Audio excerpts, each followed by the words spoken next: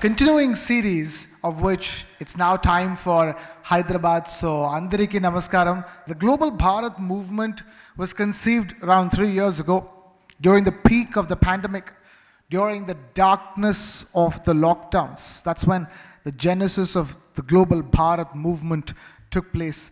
And the idea really behind the Global Bharat Movement was very simple. SAP India was very clear that it's time to reach out to the mid-market companies of India, the middle India of corporate India.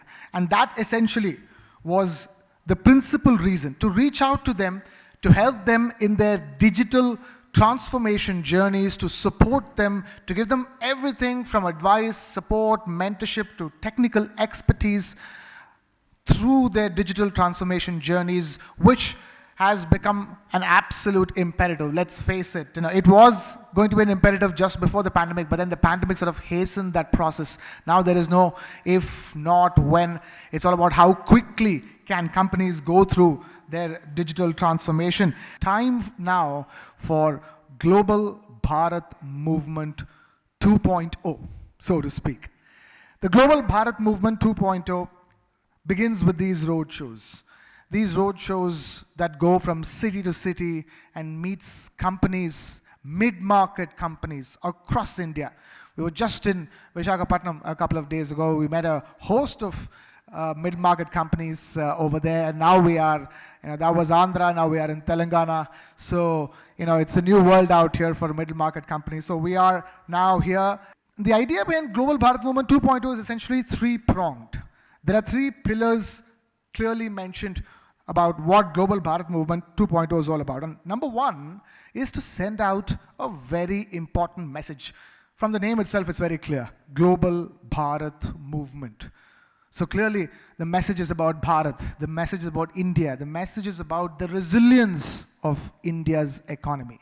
And the second pillar of the Global Bharat Movement is, of course, choosing the right experts, the right industry leaders to reach out to companies, to reach out to mid-market companies and, drive home the message so that they know that this is very important. This is a message that they need to bear in mind when they come to make their business plans. And the third pillar is talking to customers through the experiential, the experiences of customers who have gone through digital transformation, the successes of mid-market companies which have already gone through their digital transformations. So these three are the pillars of Global Bharat Movement 2.0, and it's meant to deal with all the new challenges that we're dealing with right now. On that note, I'm going to invite at this stage to give the first address for the evening, the future state of mid-market and India's economic leadership. And to do that, I'm going to invite Mr. Vinod Palakkil, Regional Director, SAP India. Ladies and gentlemen, please put your hands together for Mr. Vinod Palakkil. Global Bharat Movement is SAP's ode to all you Indian businesses who came out resilient, who fought those hurdles and helped our economy grow in leaps and bounds. So over the next 90 days, we of course launched the Global Bharat Movement in Bangalore, and like what Krishnan mentioned, we completed Vizag, and the next city is Hyderabad, and we're going to cover the entire length and breadth of the country overall in 90 days. And our objective is to meet those mid-sized customers, thousands and thousands of mid-sized customers in potential business clusters. And what we are going to do as SAP is we are going to have our experts under the roof, but we're going to have industry experts, right? Thought leadership. We're going to have people from the industry associations help those businesses unlock the power of cloud and to future-proof their business. If you see the last 5 years, right? Classic case in point is customers are moving most of their core applications to cloud.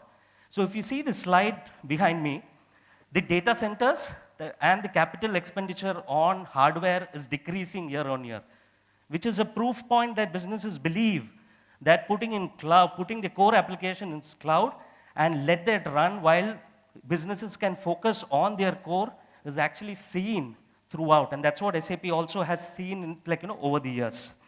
Two, If you see the IT spend in software is growing in double-digit percentages. And we as SAP India also has seen this.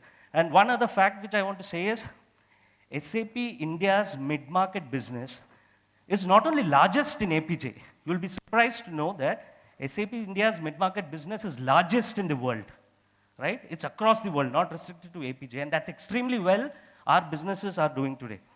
If you broadly see, there are 4 reports that we actually compiled. We worked with few organizations, but World Economic Forum, if you have followed, you see that 50% of human tasks will be automated by 2025, right? So what does this mean by automation, right? Automation is to become more agile. Pass those mundane tasks for the system to do it. Today, systems are intelligent enough to do certain things which was happening manually, right? And with the advent, I think we'll talk about chat, GPT, etc., which is bringing in a lot of automation in certain trivial tasks for which like a human used to be doing it. Companies expect, according to IDC, companies expect 20% of their revenue to come from newer opportunities, opening up newer businesses. If there are companies which are servicing in X market, they actually consume technology to get into other markets, open up newer ways of selling their products. There are companies who have moved from capex-based selling to subscription-based selling, right? So when you sell on subscription, there's a huge demand. But what do you actually need? You need a technology that backs you, which helps you create those business models on the fly. And lastly, of course, we've been talking for 2 decades that data is the new oil. The data analytics is important. Now, gone are the days where analytics was used as a good to have, maybe on a weekly management meeting or a board meeting.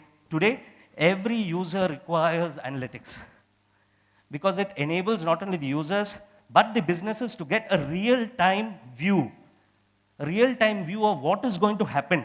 Can the system predict and tell beforehand? Systems today are intelligent enough to tell you what is the solution. What is it that needs to be done so that we course correct it now rather than wait for that particular 3 months. So being a technology company for 50 years and working with 25 different industries, we have launched a product called as Grow with SAP, right? It's a simple cloud-based ERP systems that can be adopted very, very quickly in as less as 4 weeks. So while in the world, we see a lot of challenges, right? We see challenges in terms of supply chain disruption, which we actually saw during COVID. And honestly, even now, I don't think like in the supply systems are completely interconnected. Of course, thanks, we are past COVID, luckily, but still, there's a lot of technology interventions that is required for us to seamlessly sell our products and services. When we speak to a lot of mid-sized companies, they come up with these 5 buckets, saying this is where they are facing issues. 1, right? A lack of agility, right, to adapt to changing conditions. Me as an organization, am I ready to quickly change and adapt to the future? Second, disconnected processes, right? I'm sure most of you all would agree that even today the mid-sized companies are grappling to see how to bring all the processes together. 3, transparency in the performance of the company. Today, is there a view that mid-sized companies have on the fly? They are grappling to actually find out, can I know how my performance is today? And if I grow in this particular fashion, can I predict my growth? And lastly, of course, every mid-sized companies have one or the other ERP. And if they have to grow, obviously they have outgrown beyond a point of time, they need to look for a change. Grow with SAP S/4HANA Public Cloud is an exclusive solution that we have launched for mid-market customers, right? So what this allows is, 1, it comes with industry's best practices pre-built. Organizations today doesn't want to do saying this is the way I'm working, will this work in the system? No, right? SAP, if there's one technology company today on the face of earth which can come and talk to 25 different industries based on our experience working for 50 years and come up with best practices, ladies and gentlemen, it's only SAP, right? We take extreme pride in that. And that allows us to give such a product with pre-built industry content. 2, like I said, every growing organization requires the system to be agile enough to create new business breakthroughs. Grow with SAP gives you that opportunity to actually create new business models on the fly. 3, of course, there's no limit to this. Now, this is not Digital transformation, like I mentioned, is not something that you implement and leave it. You need to have a system that helps you grow without limits. Grow with SAP is designed on the pretext of saying that we need to have all these practices, and at the same time, if you are actually growing and diversifying into multiple industries, you don't have to look at any other system. Same system helps you grow into multiple entities or multiple industries that you as business looks to grow. And lastly, any ERP project obviously requires a lot of confidence, and Grow with SAP comes with pre-built guidance, pre-built videos, which my colleague Rajesh would actually cover as we move forward in detail on all these 4 pillars. Have a great evening, folks. Thank you, Vinod, for that. Business innovation roadshows are happening in locations across the country, and in every location, we have a strong partner who is helping us, put that edition of the roadshow together. And as far as the Hyderabad edition of the Business Innovation Roadshows of the Global Bharat Movement is concerned, our partner is NTT Data Business Solutions. Ladies and gentlemen, please put your hands together for NTT Data Business Solutions, who is officially our partner for the Hyderabad edition of the Global Bharat Movement Roadshows. And I'm going to invite somebody very special at this stage. Ladies and gentlemen, please put your hands together for Mr. Ravindra Verma, Vice President and CEO, NTT Data Business Solutions. I'm going to request him to please come on stage and deliver the keynote address. When pandemic hit us, what India never did was produce a vaccine in a matter of months, right? And there was this company, Bharat Biotech, our own company, wherein they coincidentally also use SAP as their core technology, right? And they came providing India its first vaccine in the shortest period of time. Isn't that, ladies and gentlemen, a sign of self-reliance? So with all of these examples, and these are like pretty regular examples, now look at what Government of India is doing with these 5 pillars. You look at economy. Government of India is saying that it's not about smaller incremental growth. They're talking about quantum jumps. Now look at other pillars like infrastructure. We absolutely witnessed the fabulous growth in infrastructure. We have seen our host at TV9 speaking about 90,000 kilometers of highway that is supported by SAP, right? So we have seen the entire infrastructure being revamped in the nooks and corner of the country. What technology can do to address various challenges that we have seen as part of pandemic and otherwise also. So what we will do is we'll quickly talk about, so taking a step back, right, we all know e-invoicing, we all know e-way bill and how they are helping our customers, saving a lot of time, a lot of energy, a lot of effort. You must have heard about UPI as well. But then how many of you have heard about these different applications that we already have in place? How many of we know TREDS, which is Trading Receivable Discounting Scheme, or an application that Government of India has typically launched for SME segment. Now, what does this do is, it connects the SME player with banking and with a banking provider and the customer to handle their DSO needs, daily sales outstanding. Now, DSO is something that SME segment in India is badly hit. If you look at various reports, it says that the standard DSO in India is anywhere over 100 plus days, right? So in order to address that, there is this platform that helps various companies. Now, it's a technology platform which helps companies to address their DSO needs. SAP produces some fabulous software.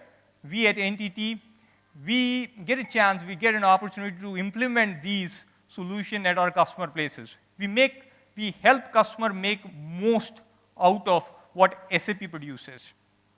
So we are about a $31 billion organization spread across 50 plus countries. with over 139,000 people. And we claim to be one of the leading implementers and advisors for our customers in SAP space. As per Gartner, last year, we were in the leaders quadrant. So that is who we are. And if you have to look at various offerings that we have, right, starting from right-hand side, which talks about the value services that we provide on or for SAP applications, right? We provide advisory services, we provide implementation services, we provide migration services, and various application management services. So that is on your right-hand side. And if you look on the middle section, which talks about outcome-based services that we provide to our customer, which is to do with all your commerce needs, all your HXM needs, anything that has to do with line of business solutions. We looked at this DAWA application, right, which is drugs authentication and verification application, wherein every customer or every pharmaceutical player has to register. Now, for that, you need to come up with serialization for your primary packaging, for your secondary and tertiary packaging, right? SAP has got a phenomenal solution called ATTP, Advanced Track and Trace for Pharmaceutical Industry, through which you can assign the serialization to each of these packages, which are now mandatory to create that reliance, to ensure that your product is visible across the supply chain and assign a QR code or a barcode. We have been working with customers like Bharat Biotech, with Biocon, with Suven Life Sciences here in Hyderabad, and so on and so forth. We have been leaders in implementing SAP in this industry, and we take great pride in it. We have migrated about 200 plus customers globally on S/4HANA or on cloud. And this trend has only been getting steeper from year to year. If you see, in 2020, it was about 10%. In 2021, it was about 15%. 22, it suddenly grew more than double, 50%. And what we are forecasting this year is it will hit 65%. And this is only our set of customer. We are not even talking about the overall pool of SAP customers or non-SAP customers. Here, these are the movement that we have seen in the globe. And this trend is pretty impressive, I must say, the adaptation of customers across the globe onto cloud. There are AI, ML, predictive business management solution that SAP provides, typically in form of IBP, which has an entire machine learning model built in, which helps you to do your budgeting, which helps you to plan your production well, the entire sales well in form of SNOP. So along with solutions like IBP, NTT has its own extensions on BTP that helps our customer to make most out of what SAP provides. Thank you. A fascinating panel discussion that is coming up. The theme for that panel discussion is succeeding with technology for the long term and sustainable growth. And to moderate this particular panel discussion, I'm going to request Mr. Praveen Rao of SAP India to do the honors. Praveen, all yours. I would first want to pose this question to you, Kishore, that what has changed permanently and is likely to remain? Maybe I'll start with a little bit of introduction about what we do and jump into this question. So we sell milk. That's what we do at SIDS Farm. And SIDS Farm started out as a promise from me to my son Siddharth, saying we'll produce the best milk possible, and that is what we deliver to our customers. We started with pen and paper, right? That is how we started as a small dairy. Then Excels, then SaaS app, and then to our own app in 2021, right? And technology is core to what we do, right? Because even during the first day of COVID, right? Or, when COVID hit us, we didn't know what to do next day morning. We still did not stop our deliveries even for a single day, right? Every day we continued, and the only reason it was possible was because of technology. And absolutely, absolutely important. We were able to change, on the fly. For example, I'll quote an example. There was a lot of chaos the first few days of COVID, and the police forces, everybody did a great job, sort of managing, figuring out how to do. One specific problem we had was, we had to, there was a restriction of no person could travel beyond 5 kilometers to deliver anything for that matter, right? We were quickly able to regroup with technology and, make sure that, our delivery boys originated from that area. So we were able to reroute all our delivery boys. We have about 400 delivery partners that, travel in the city of Hyderabad. So we were able to reroute them and effectively do deliveries. So there's a lot of technology, I think, is absolutely right. Understanding technology, getting a handle on it. My next question is to Mr. Rao. Sir, your organization is at the forefront of being life savior to the world. And nobody knows it better than us, thanks to the difficulties we all have seen. What's your perspective? What for the pharmaceutical industry is likely to remain permanent when it comes to the application of technology in that industry? Technology coming in, there are a lot of things that can be done, which can actually, minimize the exposure to the manufacturing process, etc. So that's at a very broad scale. But I think over the last few years, especially after the pandemic and all that, I would say the technology has been used, and the pace at which it has been happening has been accelerated. It has just got accelerated, because earlier it used to be a luxury, but today it is a need. Okay, rather than sitting in, there are things that are happening faster, because people say, let's connect and do something on this, or otherwise, people are, I don't want to actually use the word digitalization because it's the most used and abused word now. Okay, so, but I think we are going towards that. So there is a lot of use of technology in directly or indirectly in all the aspects. My next question is to Mr. Srinivas. Cohance is also one of the exporters, and we have heard about the whole supply chain issues that we faced in the past few years.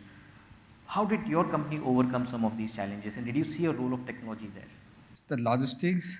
Yes, we really not implemented, but as an overall on the sector, the blockchain is the one which is really has been used as a use cases. Couple of them which personally I didn't see there's a way use success we had, but the technology definitely plays a role. But there are the small pieces of which we've been using it, the E360 and the logistic at the last mile, where we use the software, and then SAP is the one that definitely helps us in order to optimize our logistic challenges what we had. Apart from that, I think one thing I noticed, as I think the Kishore has mentioned, every company started with writing in their notebooks and then moved into Excel and then getting into your technology. So the technology, there's a change which has been adopted. And after the COVID and across, I think in the board level, people has been discussed and the budgets has been increased multi-fold. My example I seen, we almost like 40% to 50% has the growth, which is the budgets today. And for every, the pain area, the problem, the CIO is a part of that discussion. So that's at least that's where it brings the disruptive changes. Where I look at in pharma, I think Prabhakar can say that if you go back a decade ago, in pharma, IT is more to do as an order taker. It's more to do see that issue laptops or give them some kind of solutions where we're not a part of the business. Now bring this to you, Dheeraj, and we have heard great things about entity in the previous presentation. You have best practices for pharmaceutical as well as CPG and life sciences. So what's your perspective?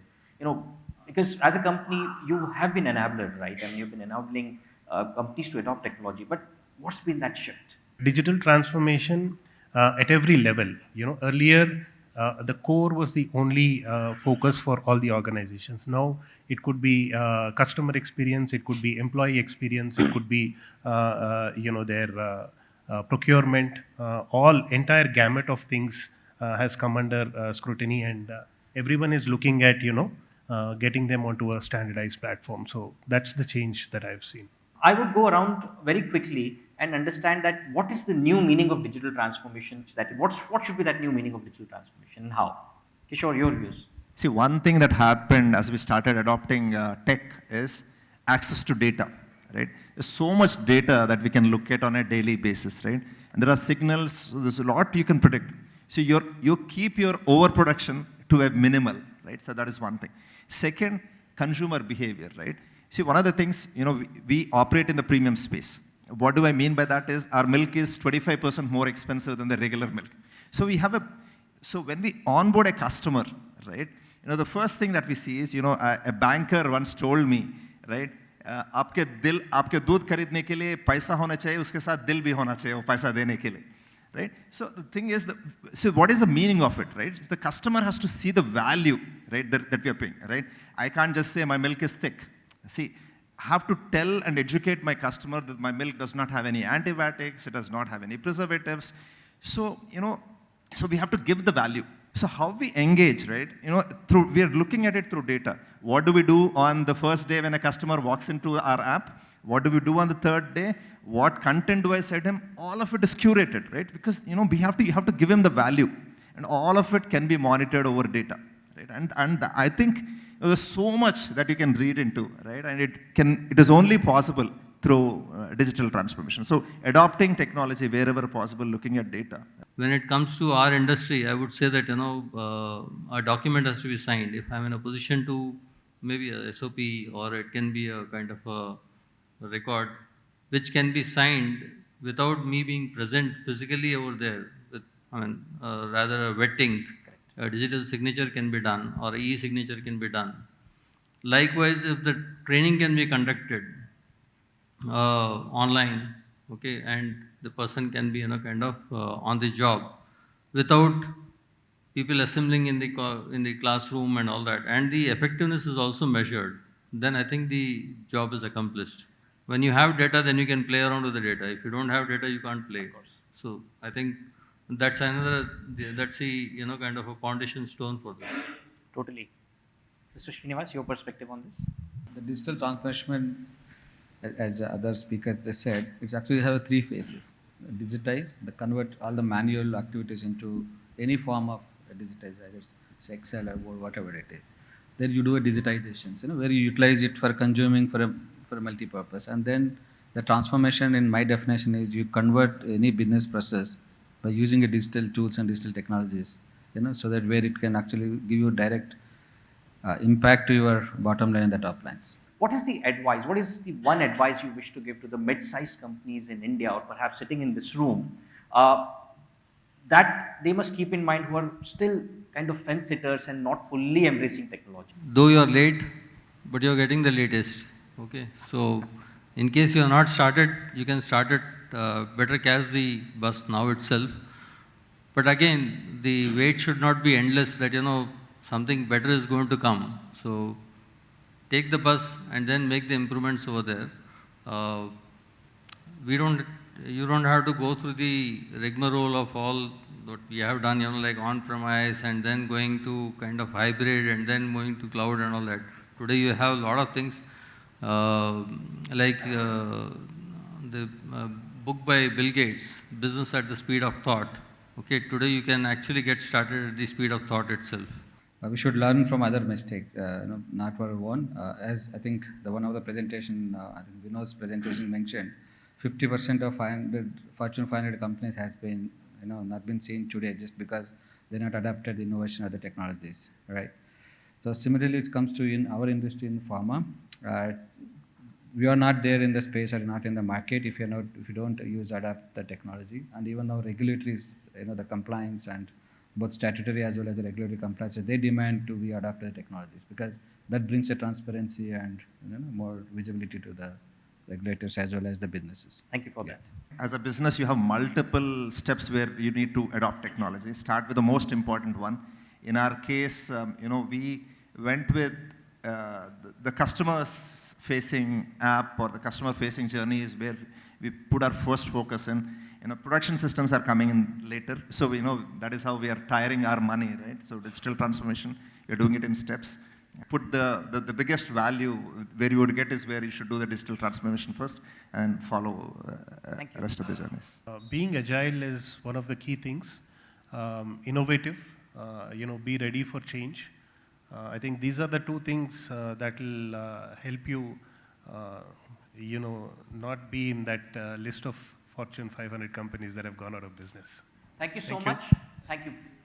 Ladies and gentlemen, it's time now to move on with the proceedings of the evening, and time now for the next session, which is public cloud, a gateway for mid-sized companies to start their digital journey. What is public cloud? How is it important to you? How can it help you begin your digital journey? And to do that, we have with us Mr. Rajesh Nayak, a pre-sales lead, SAP India, now taking the stage. Rajesh Nayak, all yours, ladies and gentlemen. SAP has been in the business of providing ERP for other businesses for the last 50 years. And earlier, getting an ERP for an organization used to be a pipe dream for a lot of bigger organizations, right? But cloud has democratized everything. Like all other technologies, SAP has also joined the bandwagon of cloud by providing S/4HANA public cloud. So what we give is, we give a ready suite of integrated end-to-end processes, and we follow a fit-to-standard approach, right? When we follow a fit-to-standard approach, what we give you is a go-live time of less than 4 weeks. We have partners like Entity who are competing to reduce the implementation time even more. And with this, what we are also giving you is a very easy to use UI. Every organization is able to easily roll this out to all of its users, because this runs on browsers, these run on every device. So your users will be able to use S/4HANA from every device that they have. And one of the main problems that we've seen when we talk to customers is, when we see S/4HANA public cloud, they have a problem is that my data is on the public cloud. Is it secure enough? So what we provide is a defense in-depth security. So what does that mean? What it means is that where your customer data resides, we are providing multiple logical layers of security on top of it, be it data in transit security or data or static data security. We provide it all, and over and above what we also give is the application security. We provide a secure software development methodology. We provide network security as well. We make sure that your data is containerized to your own tenant, and you would not have any leakage of data with other tenants. We also provide a pro-code approach. We provide a development line, all right, in the public cloud itself, where you would be able to develop using pro-code tools, keeping the core clean, so that the next time when an upgrade comes, you should be able to easily transition to the newer versions of S/4HANA. So using that, you should be able to definitely do quite a bit of changes in your ERP. Over and above that, what we also provide is something called as SAP Business Technology Platform, or BTP in short is what we talk about.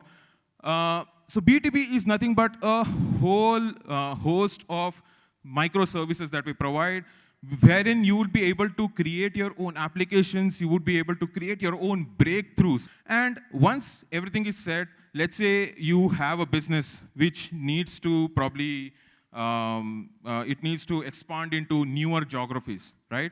So we provide localizations of around 51 countries, and it's an ever-growing list, right? So you are basically compliant to the regions that you are going in. And we also provide is something called as a CLT, a localization toolkit, so that if in case you are going to a country where localizations are not available, you will be able to easily build it yourself as well.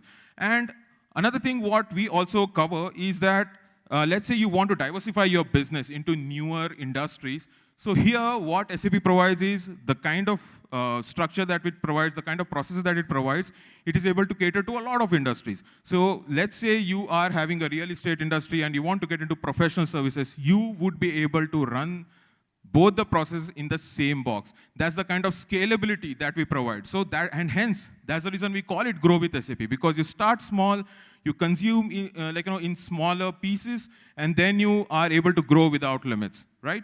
Thanks a lot. The next session is called Intelligent Spend Management Solution Overview. That's the name of the session. And doing that is none other than Mr. Nikhil Kamath, Director, Intelligent Spend Management, SAP India. The entire cloud journey which we have been talking about has enabled that for a lot of companies, right? And this is where we want to look at and talk about it, right? Now, the entire life or the entire supply chain depends on my vendors, different types of vendors.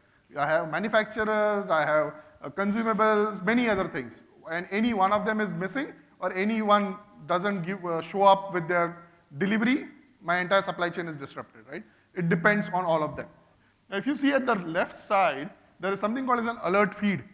Now, we are in a global world, we use internet, our vendors are spread across the globe.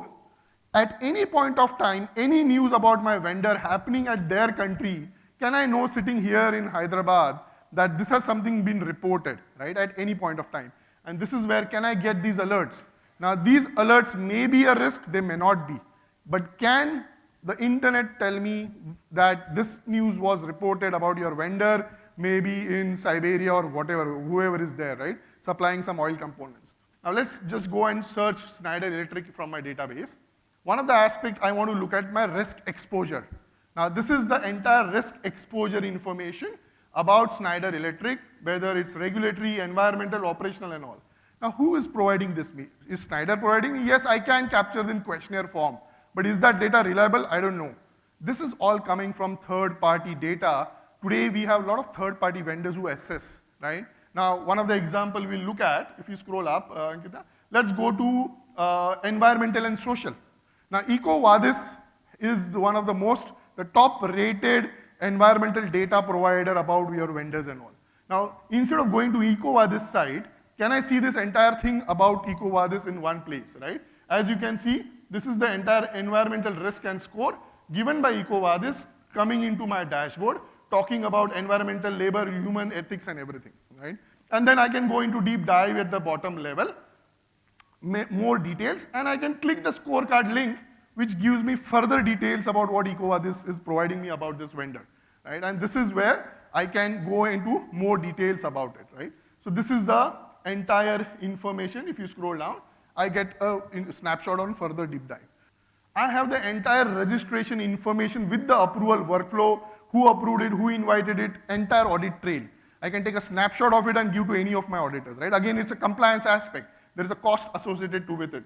If you go down, Ankita, can you just open the questionnaire? Today I send all these questionnaires in Excel, Word, documents. I collaborate with my quality team, engineering team, many of them. Everything in Word, lying at different places, no intelligence to understand what is expiring when, what actions I have to take. I cannot go back in the history and see who did what. Maybe this same manufacturer comes, I had disqualified one of them.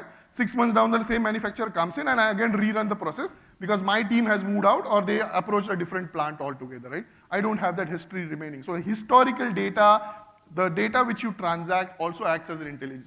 Now, as you can see, I can have my entire questionnaire online with the vendor response, with attachments and whatever on the system itself. It can undergo multiple revisions. Data changes. Vendor changes certain things from their self-service system.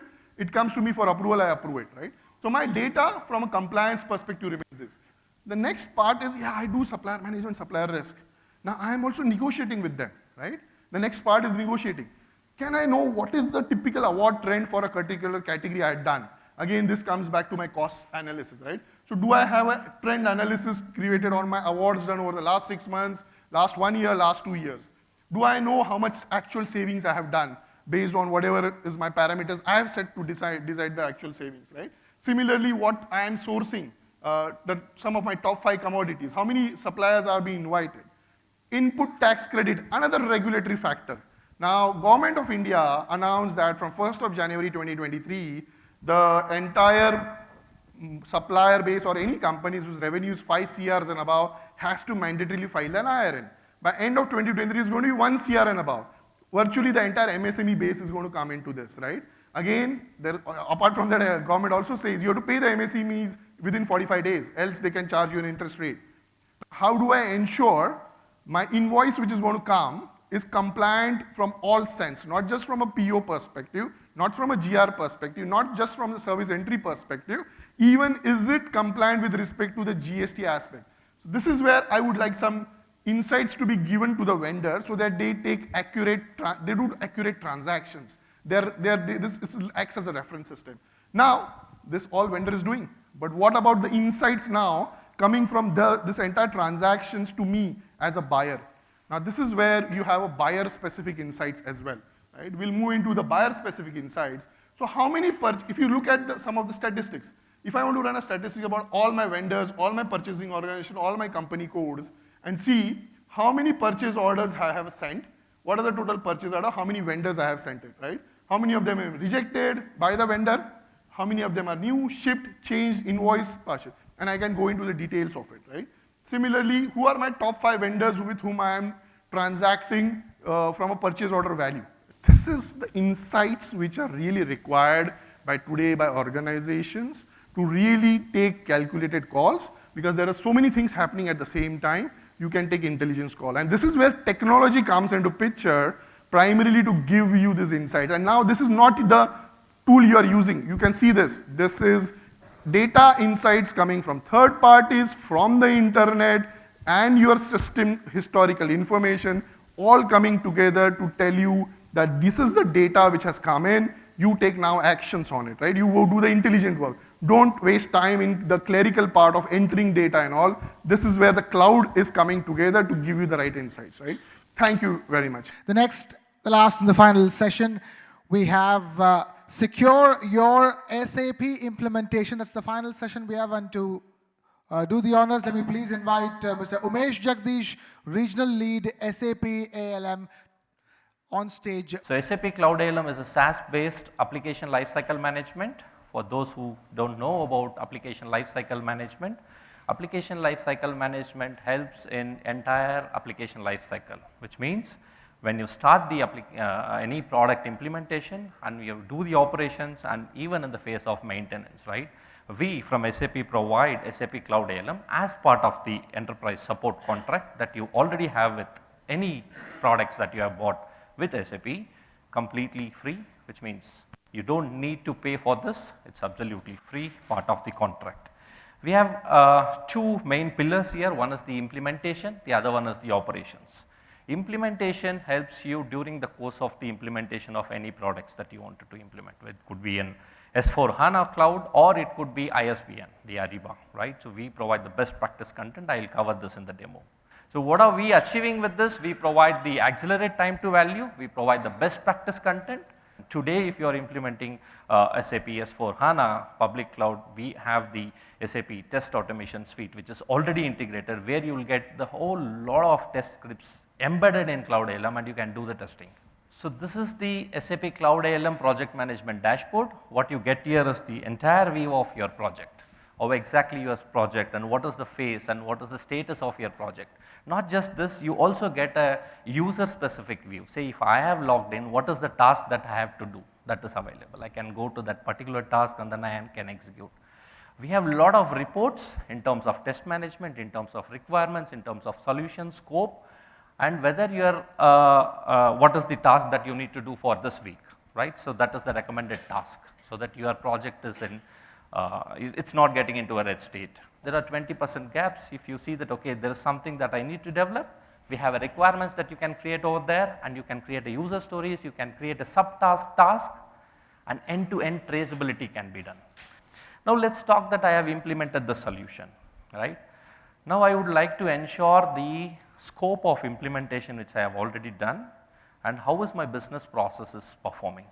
Here are certain KPIs which is coming out of the box from your S/4HANA cloud, and once you connect S/4HANA cloud system into Cloud ALM, it just takes 15-20 minutes to collect, you get out of the box all these KPIs with the thresholds, We also have the capability of providing the notifications for the relevant stakeholders, for the business process owners.